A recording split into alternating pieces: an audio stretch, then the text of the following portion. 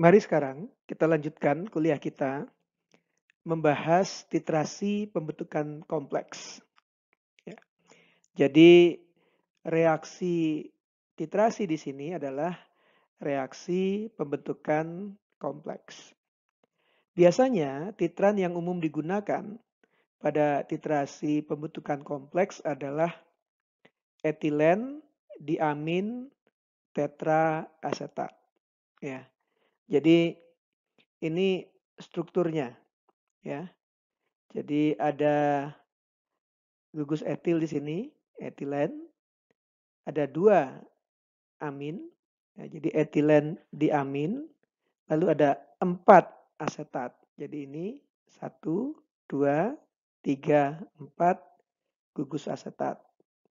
Ya. Kalau oksigen di sini mengikat atom hidrogen, ya, demikian pula yang di sini, yang di sini, dan yang di sini, maka EDTA ditulis dalam bentuk H4Y. Ya. Jadi struktur ini itu sering disingkat dengan Y. Ya. Jadi EDTA itu merupakan asam lemah tetraprotik. EDTA ini umumnya digunakan untuk mentitrasi ion-ion logam. Kenapa? Karena EDTA bisa membentuk kompleks 1:1 dengan banyak ion logam. Ya. Jadi kalau EDTA membentuk kompleks dengan ion logam, ya strukturnya kira-kira seperti ini. Ya. Jadi EDTA berfungsi sebagai ligan heksadentat. Ya. Jadi satu ion logam ya, menerima 6 pasang elektron dari EDTA. Jadi oleh karena itu pada titrasi EDTA berfungsi sebagai basa Lewis. Ya, dia berfungsi sebagai basa Lewis karena dia ligan dan dapat memberikan maksimum 6 pasang elektron. Ya. Kalau Anda lihat di sini, 4 pasang berasal dari gugus karboksilat, ya 1, 2, 3, 4, dan 2 pasang lagi dari gugus aminanya. Ya. Nah, kalau kita lihat ya sebagai contoh reaksi pembentukan kompleks antara EDTA dengan ion logam, kita lihat reaksi antara EDTA dengan ion magnesium. Ya, seperti ini. Ya, reaksi antara ion logam dengan EDTA selalu 1:1. Ya. Nilai tetapan kesetimbangan reaksi ini sering disingkat dengan KF, yaitu tetapan pembentukan kompleks. Jadi F itu adalah singkatan dari formation. Ya. Jadi kompleks logam EDTA-nya sering disingkat seperti ini. Ya. Makin besar nilai KF, maka kesetimbangan ini kan makin ke kanan. Ya, makin berat ke kanan. Artinya apa? Artinya ion logam itu makin kuat berikatan dengan EDTA. Ya. Jadi itu arti nilai KF atau tetapan pembentukan kompleks. Berikut ini adalah beberapa kation yang dapat membentuk kompleks dengan EDTA, ya, beserta nilai tetapan kesetimbangan pembentukan kompleksnya. Anda lihat ini ya, Ag+, ya, nilai tetapan kesetimbangan pembentukan kompleksnya adalah 2,1 kali 10⁻⁷. Ya. Jadi magnesium lebih besar lagi. Ya. Jadi seperti yang saya katakan tadi, makin besar nilai tetapan kesetimbangan pembentukan kompleksnya, makin kuat ikatan antara ion logam dengan EDTA pada senyawa kompleksnya. Ya. Nih kalau kita lihat di sini, ya, tetapan keseimbangan pembentukan kompleks antara EDTA dengan Fe3+ itu adalah 1,3 kali 10 pangkat 25. Ya. Jadi ikatan antara Fe3+ dan EDTA itu kuat sekali. Ya. Nanti nilai-nilai ini ya, akan penting sekali dalam perhitungan untuk menggambarkan kurva titrasi pembentukan kompleks dengan EDTA.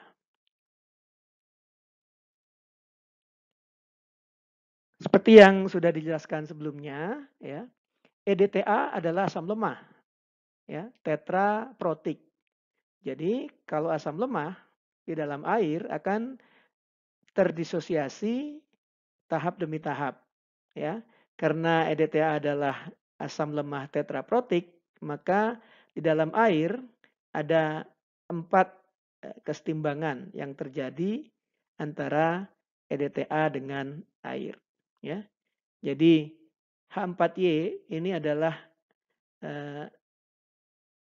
EDTA dengan seluruh gugus asetatnya terprotonasi, ya. Di dalam air akan menghasilkan ion H+ dan H3Y- dengan Ka1 1,02 kali 10 pangkat minus 2. Ya. H3Y- akan terdisosiasi lebih lanjut ya, menjadi H2Y2-, kemudian H2Y2- akan terdisosiasi lebih lanjut menjadi Hy3- dan seterusnya. Ya. Jadi di dalam larutan ya, ada 5 spesies EDTA yang akan kita temukan, yaitu H4Y, H3Y-, H2Y2-, Hy3- dan Y4-. Ya. Jadi konsentrasi total EDTA di dalam larutan itu merupakan jumlah dari konsentrasi masing-masing spesies tersebut, yaitu H4Y, H3Y-, H2Y2-, Hy3- dan Y4-. Nah, konsentrasi masing-masing spesies ini bergantung pada pH, ya. Karena spesies-spesies itu mengalami kesetimbangan ini, ya. Kalau konsentrasi H+-nya tinggi atau pH-nya rendah, kesetimbangan akan bergeser ke kiri, ya. Jadi H4Y di dalam larutan itu akan banyak, ya. Sebaliknya, kalau konsentrasi H3O+-nya rendah atau pada suasana basah, yaitu pH tinggi, kesetimbangan akan bergeser ke kanan. Ya. Makin tinggi pH-nya, makin banyak Y4- yang terbentuk. Ya. Tetapi tetap konsentrasi total EDTA itu adalah konsentrasi jumlah dari konsentrasi masing-masing spesies-spesies EDTA tersebut. Ya. Nah, karena itu, ya, tetapan pembentukan kompleks itu bergantung pada pH larutan. Ya. Jadi ingat, kalau Anda teteskan ya, larutan EDTA ke dalam larutan ion logam, maka yang akan membentuk kompleks dengan ion logam itu adalah Y4-.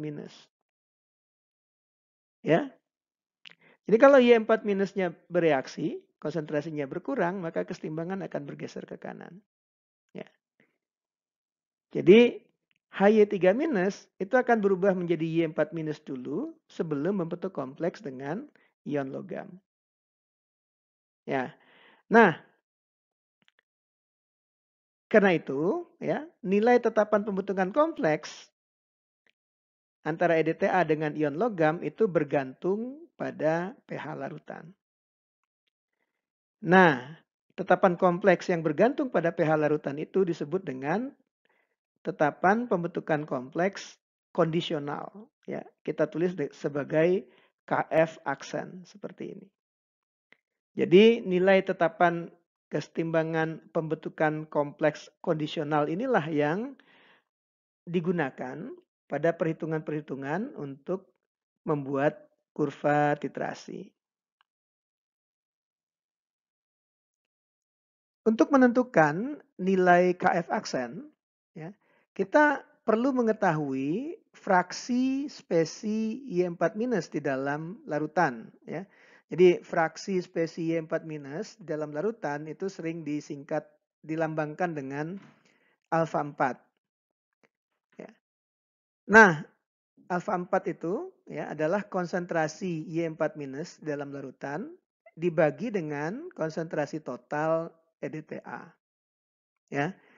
Jadi coba kita lihat contoh ya, untuk reaksi pembentukan kompleks antara magnesium dengan EDTA ya, nilai Kf-nya kita bisa nyatakan seperti ini, yaitu konsentrasi Mgy2- dibagi konsentrasi Mg2+ dan konsentrasi Y4-.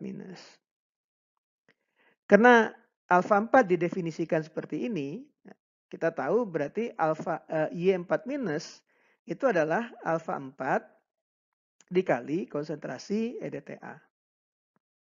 Sehingga persamaannya bisa kita tulis seperti ini. Nah, kalau Anda pindahkan alfa 4 ke kiri sini, maka alfa 4 kali Kf itu yang kita sebut dengan Kf aksen ya, atau tetapan pembentukan kompleks kondisional. Ya. Ekspresinya seperti ini ya, yaitu konsentrasi Mg Y2- dibagi dengan konsentrasi Mg2+ dikali konsentrasi total EDTA. Ya. Ini lebih praktis. Kenapa? Karena kita selalu tahu konsentrasi total EDTA di dalam larutan. Ya. Kita tidak tahu berapa konsentrasi dari masing-masing spesi EDTA yang ada di dalam larutan. Nah, nilai alfa 4 tentunya bergantung pada pH. Ya, tadi kita sudah bahas. Karena EDTA adalah asam lemah tetraprotik. Tetapi selama pH larutan itu tetap, nilai Kf aksen itu tidak akan berubah. Ya. Jadi ini merupakan salah satu alasan mengapa pada titrasi pembentukan kompleks ya, pH larutan kita jaga konstan dengan menambahkan buffer ya, supaya nilai Kf aksennya tetap. Kita bisa turunkan ya dari persamaan disosiasi EDTA ya, bahwa nilai hubungan antara nilai alfa 4 dengan konsentrasi H+ itu diberikan oleh persamaan ini ya. Nanti ini penurunan persamaan ini akan saya jadikan PR untuk Anda ya. Jadi makin tinggi konsentrasi H+ atau kalau pH makin kecil, nilai alfa 4-nya akan makin kecil. Tetapi nilai alfa 4 akan makin besar kalau nilai H+-nya makin kecil. Ya, yaitu pada pH tinggi. Ya, jadi ingat sekali lagi nilai alfa 4 bergantung pada pH. Sehingga konsekuensinya K aksen F itu bergantung pada pH larutan. Tetapi nilai Kf ya, itu tidak bergantung pada pH larutan. Yang bergantung pada pH larutan adalah nilai Kf aksen.